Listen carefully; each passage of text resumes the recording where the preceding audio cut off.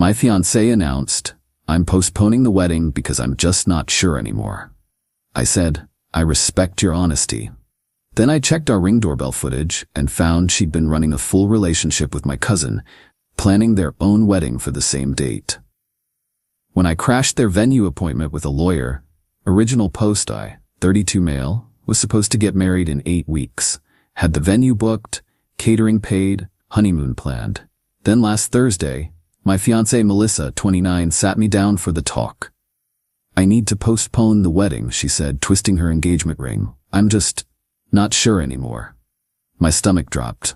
We'd been together 5 years, engaged for 1. Not sure about what? About us. About marriage. I need time to think. The way she couldn't look me in the eye should have been my first clue. But I'm an idiot who believes in giving people space. "Okay," I said. "I respect your honesty. Take the time you need." She seemed surprised.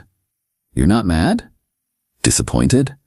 "Yeah, but I'd rather you be sure than rush into something." She hugged me, tears in her eyes. "You're such a good man, Daniel. That's what makes this so hard." We agreed she'd stay at her sister's for a while to clear her head. I spent that night calling vendors, trying to postpone without losing deposits. The venue was understanding, said we could move the date within a year without penalty. Small miracles, right? Friday morning, I was working from home, feeling like absolute garbage. Decided to check our Ring doorbell footage to see when the delivery guy dropped off a package. That's when I saw it. Thursday, 2 p.m. While I was at work, my cousin Brett, 30, at our door. Melissa letting him in. They kissed. Not a friendly peck, a full-on grab-her-waist-pull-her-close kiss. My hands were shaking as I scrolled back through previous days. Brett had been coming over for months, always when I was at work, sometimes staying for hours. But here's the kicker. I kept scrolling and found footage from Wednesday. Brett and Melissa on our porch, looking at his phone together. I enhanced the video on my computer, thank God for 4K cameras. They were looking at a website, a wedding venue website. The Oakmont Estate, the really expensive place outside town. I could see the date on the booking form, October 14th. Our wedding date. Our exact wedding date. I sat there for maybe an hour, just staring at the screen. Then I did what any reasonable person would do. I called my lawyer buddy James. Hypothetically, I said, if someone's fiancé was cheating with their cousin and planning their own wedding, what would you do? Hypothetically, I'd document everything and protect my assets. Also, Brett, really? How'd you know? Dude, he's been weird around Melissa at every family event for the past year. We all noticed. You didn't? Apparently I'm the last to know everything. Update 1. Spent the weekend playing detective. Here's what I found. Brett had been telling our family he was seeing someone special, but keeping it quiet because it's complicated. Our grandmother mentioned he'd asked to use her wedding ring for his future bride, the same ring Melissa had been admiring at family dinners. Created a fake email and inquired about October 14th at the Oakmont Estate. They replied that the date was currently being held for the Morrison-Davidson wedding, with a deposit paid. Morrison is Brett's last name. Davidson is Melissa's maiden name. Her Instagram, which she thinks I don't check, had a private story I could see from my burner account. She forgot to remove it. Full of quotes about following your heart and true love finds a way. And sometimes the right person comes at the wrong time. Her sister Emma, 27F, had been commenting with heart emojis and so happy for you. Had to resist the urge to message Emma and ask what the hell she thought she was doing. The shared credit card statement showed charges at wedding dress shops, different from where she bought her dress for our wedding, catering tastings, and a photographer, all labeled as wedding planning stress shopping when I'd asked. Monday came. I took a sick day, told Melissa I was at work. She texted me, "Hope you have a good day. Still thinking things through. Love you." 20 minutes later, Brett's car pulled up. I watched from my laptop at a coffee shop nearby as they spent 3 hours at my house. The ring footage showed them leaving together, holding hands. I followed them. Yeah, I know, creepy. Don't care. They went to Prestige Bridal. I waited outside for 40 minutes until they came out. Melissa was carrying a dress bag, glowing. Brett was on the phone saying, "Yeah, Mom, October 14th, save the date." His mom, my aunt knew. That night, Melissa texted, "Thinking of you. This is so hard for me." I replied, "I understand. Take all the time you need." Then I called James. Not hypothetical anymore. How much trouble would I get in for crashing a wedding venue appointment? Depends. Are you planning violence? No, just truth. Then let's do this legally. When's the appointment? Checked Brett's social media. He'd posted about being excited for Wednesday's big meeting with a champagne emoji. Wednesday. 2 days away. Update 2 Tuesday night, Melissa came home to grab some things. I acted normal. Painful but necessary. "You look tired," she said. "Haven't been sleeping well." She hugged me. "I'm sorry I'm putting you through this. You deserve better." "Funny you should say that." "What?" "Nothing, just agreeing with you." She packed a bag, including the lingerie I'd bought her for our honeymoon. The audacity was almost impressive. "Daniel?" She stood at the door. "Whatever happens, I want you to know you're a good man. And you're something else entirely." She looked confused, but left anyway. Wednesday, 2 p.m. The Oakmont Estate. I arrived at 1:45 with James. We waited in the lobby. At 2:05, Brett and Melissa walked in, arm in arm. She was wearing the engagement ring I gave her. My ring. On her right hand now, but still. They checked in for their appointment. We followed. The event coordinator, a cheerful woman named Patricia, led them, and unknowingly us, to a private showing room. "So excited to plan the Morrison-Davidson wedding," she gushed. That's when I stepped in. Actually, it's the Thompson-Davidson wedding, or was supposed to be. Melissa went white. Brett jumped up. "Daniel, what are you doing here?" "Funny, I was about to ask you the same thing, cousin." Patricia looked confused. James stepped forward with his briefcase. "Ma'am, I'm James Crawford, attorney. We need to discuss the fraudulent use of deposits from another wedding." "What?" Patricia's smile faltered. I pulled out my phone, showed her the receipt. The Davidson-Thompson wedding. Booked for October 14th at the Riverside Garden. Deposits paid by me. $500 total. Then I showed her screenshots from our Ring doorbell. "This is my fiancé and my cousin, at my house, while she's supposedly thinking about our relationship." Brett tried to speak. "Dan, this isn't what—" "Shut up, Brett. You've been sneaking into my house to sleep with my fiancé while planning your wedding on my wedding date." Melissa finally found her voice. "Daniel, I can explain. Please don't." "Patricia, I assume you require legal names on contracts?" "Of course." "Well, Melissa is still legally Melissa Davidson, not Thompson, because we're not married, but she's also not single. She's engaged, to me. Has been for a year." James pulled out papers. "We have documentation of shared assets, joint payments for wedding services, and evidence of infidelity. Any contracts signed under false pretenses would be void." Patricia looked horrified. "I need to get my manager." Brett grabbed Melissa's hand. "We don't need this place anyway." "Actually," James said, "you do. Because every vendor in the state is about to receive notice of potential fraud. See, using someone else's deposits while you're still engaged to them? That's a legal gray area we're prepared to explore." Melissa started crying. "Daniel, why are you doing this?" "I'm not doing anything. You did this. I'm just making sure everyone knows exactly what you did. You said you respected my honesty." "That was before I knew your honesty. Was actually I'm banging your cousin and stealing our wedding date." The manager arrived. James handled it professionally, explaining the situation. The Oakmont estate immediately canceled Brett and Melissa's tentative booking and banned them from the venue. As we left, Brett called out, "This is between family. You didn't have to humiliate us." I turned around. "Family? You were screwing my fiancé in my bed while I was paying for a wedding. You're not family. You're just some guy who's about to be very single." "What?" "Yeah, forgot to mention. I called your girlfriend Katie this morning, sent her the ring footage. She's moving out of your apartment as we speak." The look on his face, priceless. Update 3. The family explosion was immediate. My phone started blowing up within an hour of the venue confrontation. Aunt Janet, Brett's mom, called screaming about how I'd ruined her baby's happiness. "Your baby ruined his own happiness when he started sleeping with my fiancé. She loves him. You can't stand in the way of true love. Watch me." She threatened to have me removed from the family. I laughed and hung up. My mom called next. "Daniel, Janet is saying you attacked Brett?" "With truth, maybe. She says you're trying to ruin his wedding." "Mom, it was my wedding. My date, my fiancé, he just thought he could steal all of it. Long pause. I'm coming over. My mom is usually the peacekeeper, but when she saw the ring footage, she went nuclear. Called Janet herself. I could hear the shouting from the other room. Something about raising a homewrecker and what kind of mother encourages this. Meanwhile, Melissa's family started their campaign. Her dad, Robert, texted, "We need to talk man to man." We met at a diner Thursday morning.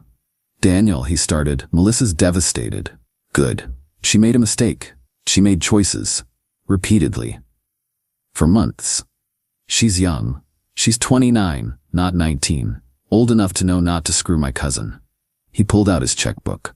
"What will it take to make this go away?" I stared at him. "You're trying to pay me off?"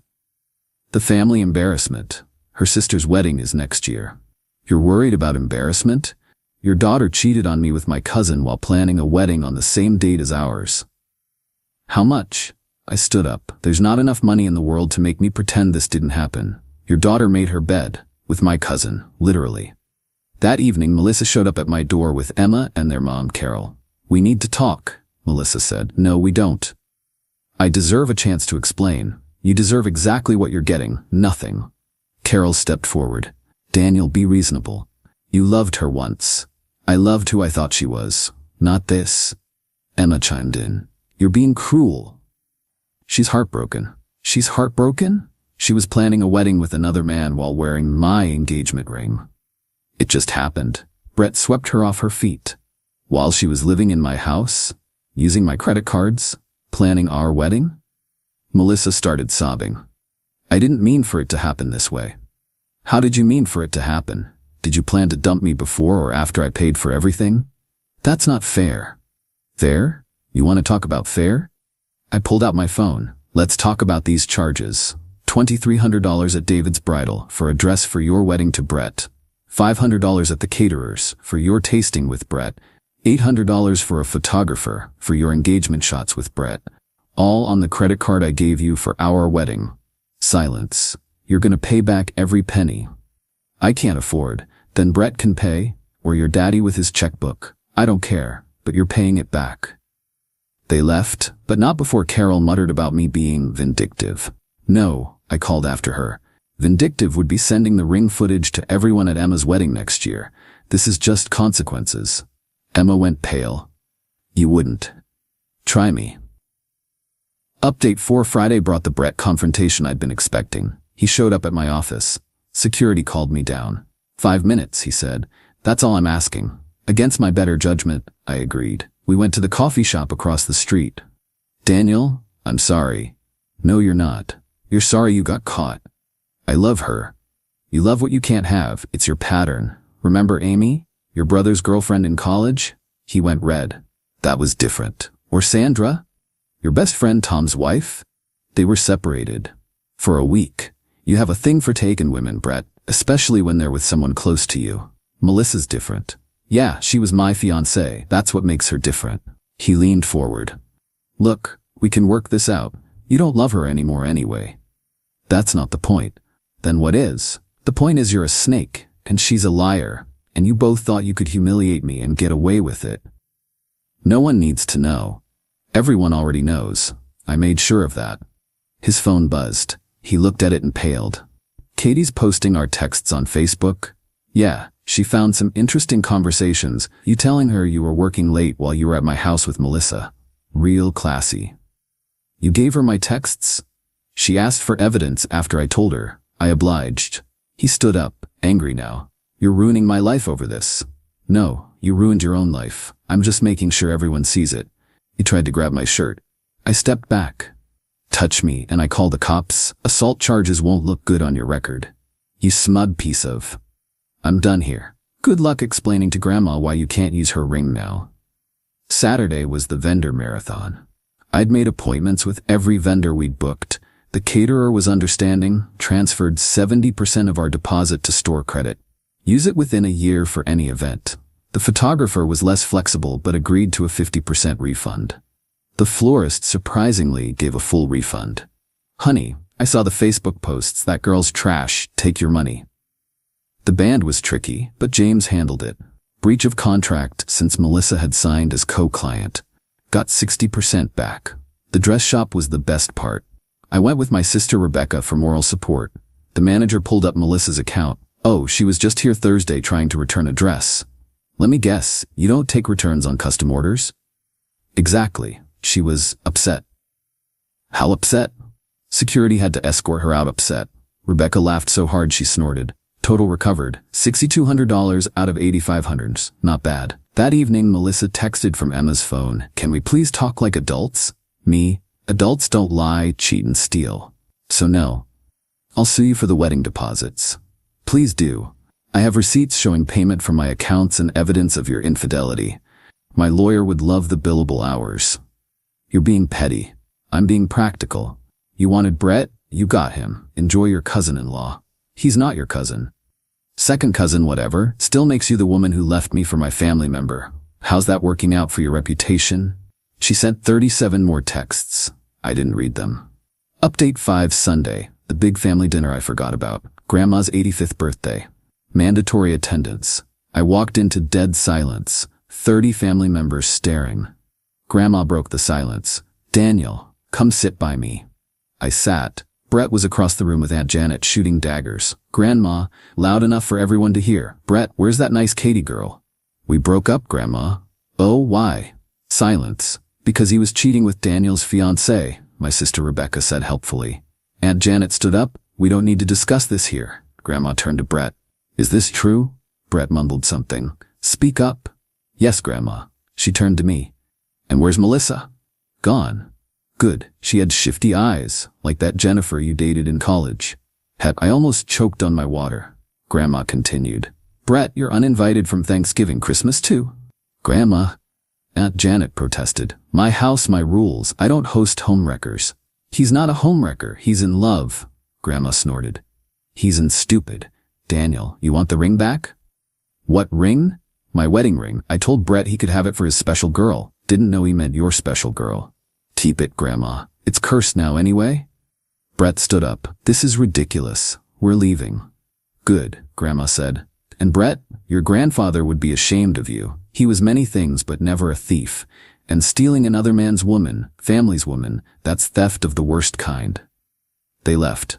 The party continued awkwardly, but I had allies, cousins who'd suspected something, aunts who'd noticed Brett's behavior. Uncle Tony even said, Kid always was a snake. Remember when he stole Mike's bike and painted it different? Monday morning, work was interesting. I'd taken Thursday and Friday off for venue stuff, so my coworkers wanted updates. Wedding's off, I said simply. My boss Stan pulled me aside. Everything okay? It will be. Need more time? No, work's a good distraction. He nodded. The offer stands. At lunch, I got a call from a number I didn't recognize. Is this Daniel Thompson? Yes, this is Marcus from the Oakmont estate. I wanted to apologize for Wednesday and offer you something. Okay? Your cousin and ex-fiancé tried to book 3 other venues this weekend. We may have given them a heads up about the situation. You blacklisted them? We protect our vendors from potential fraud. Word spreads in this industry. I don't know what to say. Say you'll consider us if you ever need event planning in the future. Deal. That afternoon, Melissa's dad showed up at my office. Daniel, this has gone too far. Has it? She can't book a venue anywhere within 200 miles. Sounds like a her problem. She's had to take leave from work because everyone knows. Because everyone should know. What will it take to stop this? It's already stopped. I'm done. The consequences are just playing out now. You've ruined her life. She ruined her own life. I just made sure she couldn't ruin mine too. He left, but not before saying Melissa was devastated and suicidal. I called Emma. Your dad just played the suicide card. She's not suicidal. She's pissed. There's a difference. Just checking. For what it's worth, I told her not to do it. Do what? Cheat with Brett. She said you were too safe, too predictable. Brett was exciting. And now? Now Brett's broke because Katie cleaned out their joint savings as payback, and Melissa's living with our parents. So exciting. Final update. It's been 3 weeks since the venue confrontation. Here's where everyone landed. Brett and Melissa are still together, allegedly. They're that couple now. The ones everyone whispers about. Oh, those are the cousins who... Wait, she left him for his cousin? I heard they tried to steal the wedding date. They can't get a venue. Can't get a caterer who'll work with them. Turns out the wedding industry is small and chatty. Their photographer backed out after scheduling conflicts appeared. Brett lost his job. Not because of the cheating, but because he'd been taking long lunches to meet Melissa at my house. 3-hour lunches. For months. His boss had been documenting it, and my ring footage timestamps were the final nail. Melissa's working remote now because the office gossip got unbearable. Translation: everyone knows she's the woman who cheated with her fiancé's cousin. Aunt Janet isn't speaking to my mom. Mom's fine with it. Trash took itself out, she says. Grandma officially removed Brett from her will last week. Showed me the paperwork. His portion, $30,000 estimate, is being split between the other grandkids. She winked when she told me. Katie, Brett's ex, and I grabbed coffee last week. Not romantic, just commiseration. He told me he was working overtime, she said. I was planning to surprise him with a vacation for all his hard work. Melissa told me she needed space to think about our future. They deserve each other. Absolutely. We still text occasionally. She sends me screenshots of Brett's attempts to win her back. It's pathetic but entertaining. The recovery money from the wedding vendors put it toward a solo vacation. 2 weeks in Europe. Posted lots of photos of me living my best life. Melissa watched every Instagram story. I know because Instagram tells you who views them. My cousin, not Brett obviously, Mike set me up with his coworker. We've had 2 dates. She's nice, normal, doesn't have any interest in my family members. It's refreshing. The ring I gave Melissa, she tried to pawn it. The pawn shop owner knows my uncle and called him first. Uncle bought it and gave it back to me.